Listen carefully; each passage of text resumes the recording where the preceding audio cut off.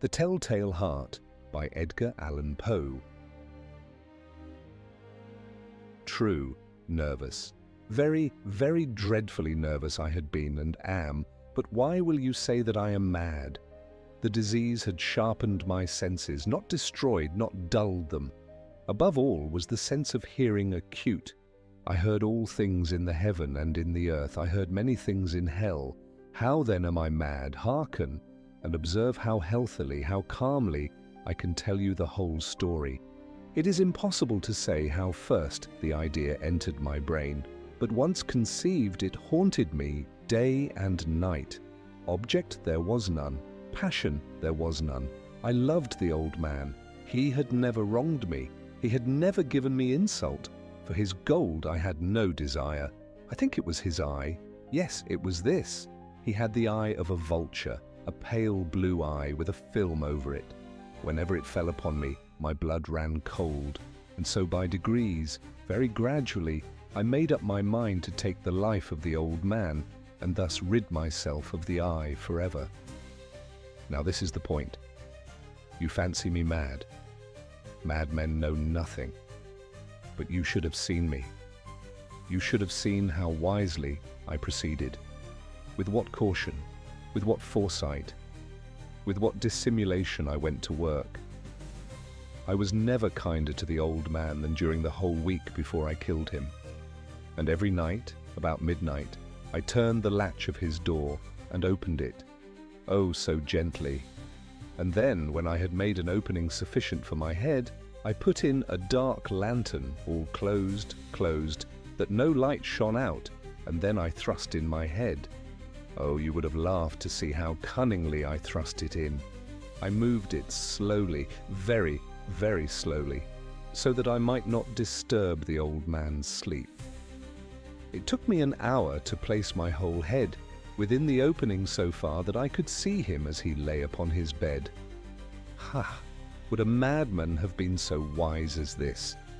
And then, when my head was well in the room, I undid the lantern cautiously, oh so cautiously, for the hinges creaked.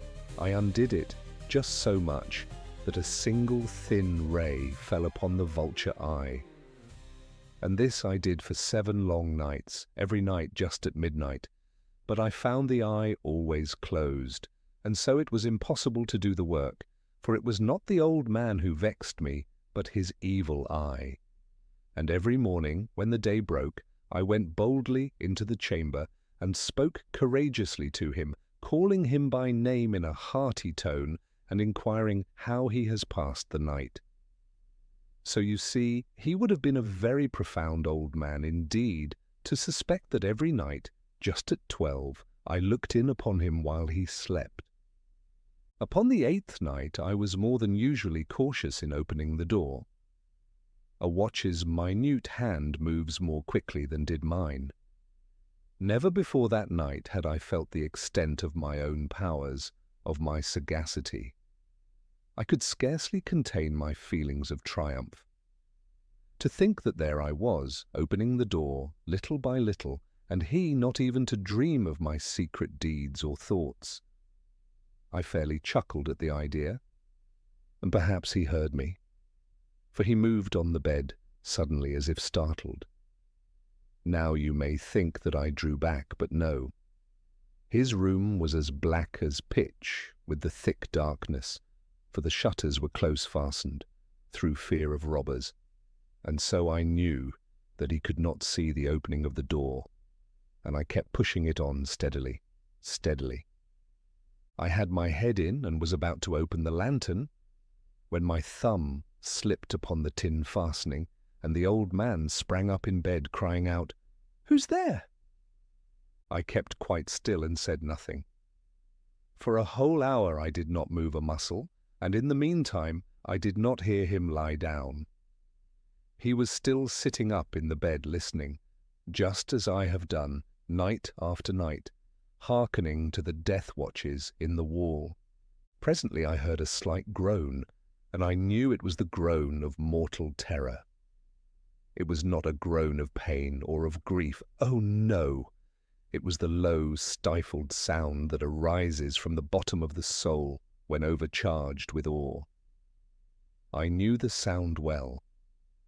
Many a night, just at midnight, when all the world slept, it has welled up from my own bosom, deepening with its dreadful echo the terrors that distracted me. I say I knew it well. I knew what the old man felt and pitied him, although I chuckled at heart. I knew that he had been lying awake ever since the first slight noise, when he had turned in the bed. His fears had been ever since growing upon him.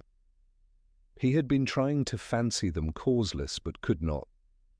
He had been saying to himself, "It is nothing but the wind in the chimney, it is only a mouse crossing the floor," or "It is merely a cricket which has made a single chirp." Yes, he had been trying to comfort himself with these suppositions, but he had found all in vain, because death, in approaching him, had stalked with his black shadow before him and enveloped the victim. And it was the mournful influence of the unperceived shadow that caused him to feel, although he neither saw nor heard, to feel the presence of my head within the room. When I had waited a long time, very patiently, without hearing him lie down, I resolved to open a very, very little crevice in the lantern. So I opened it, you cannot imagine how stealthily, until at length a simple, dim ray like the thread of the spider shot from out the crevice and fell full upon the vulture eye. It was open, wide open, and I grew furious as I gazed upon it. I saw it with perfect distinctness, all a dull blue, with a hideous veil over it that chilled the very marrow in my bones.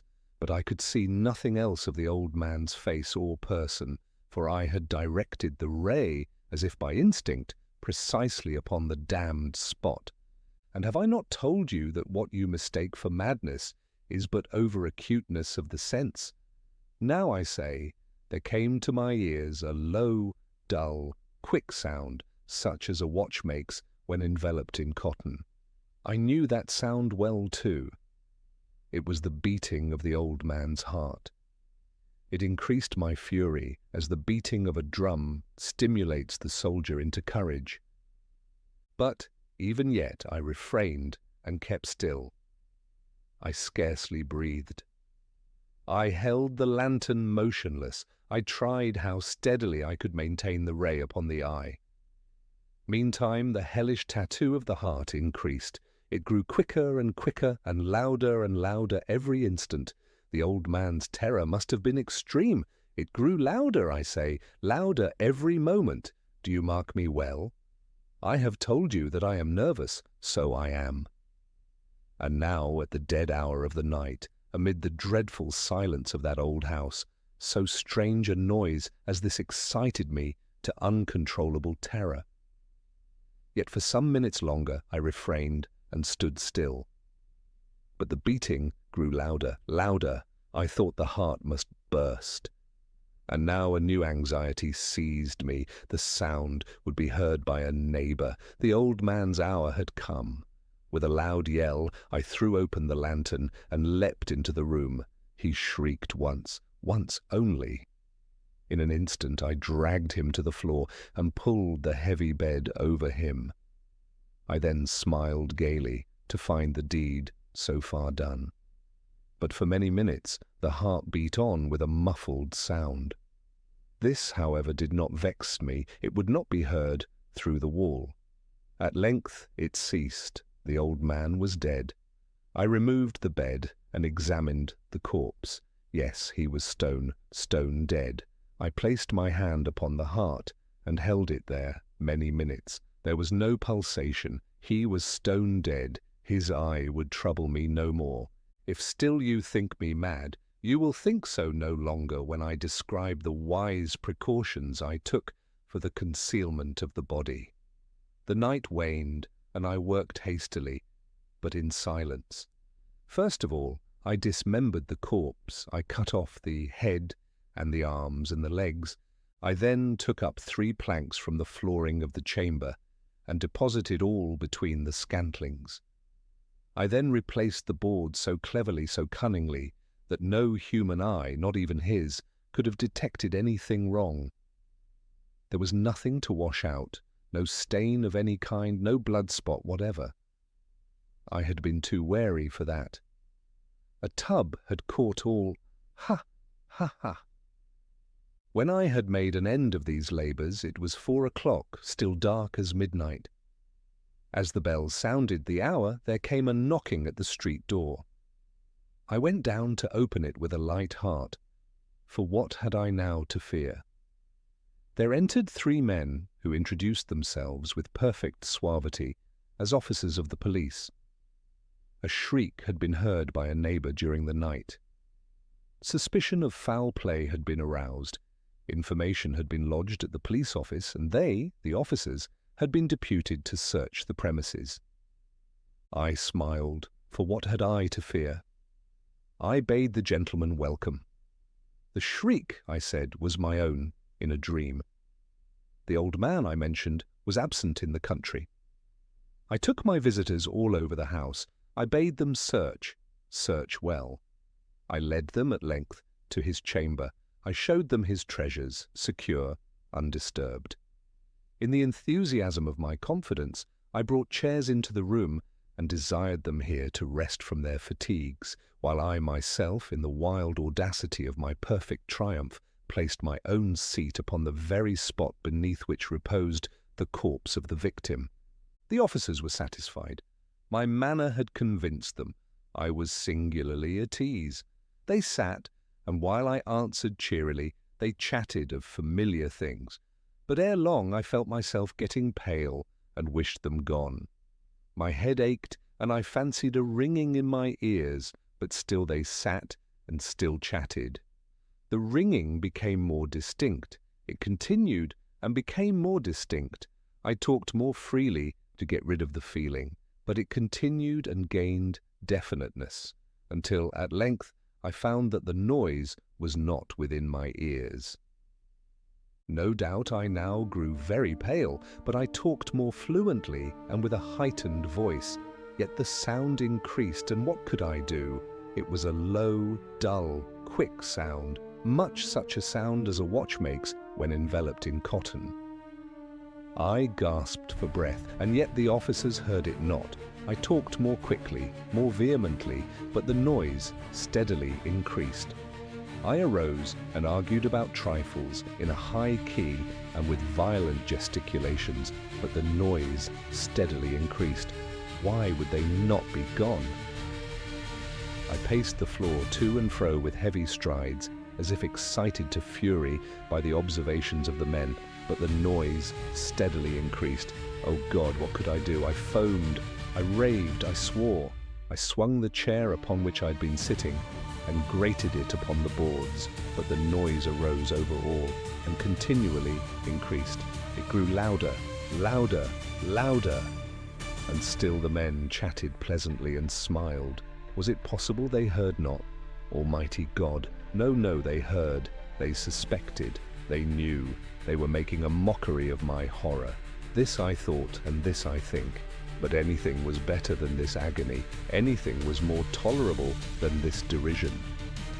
I could bear those hypocritical smiles no longer. I felt that I must scream or die. And now again, hark, louder, louder, louder, louder. Villains, I shrieked, dissemble no more. I admit the deed. Tear up the planks, here, here. It is the beating of his hideous heart.